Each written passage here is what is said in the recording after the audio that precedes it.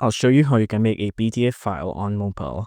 Now we're going to use a very familiar app you probably already know about. It's called Microsoft Word. Now it should come pre-installed with your phone, so we won't need to worry about installing it again. But if you can't find it, you can just install it from the Google Play Store. I'm sure you already know how to do that.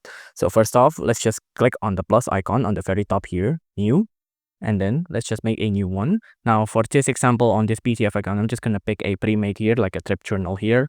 Now you can see this is what it will look like. Now I want to create a PDF file from this, right? But if you want to create a PDF file with other things, you can just make it on the Word thing here. Like you can add in text, you can add in pictures, you can add in clip art, you can add in like statistic, things like that. Doesn't matter. But once you have it, just click on the three dots up here. And then you want to click on Save As.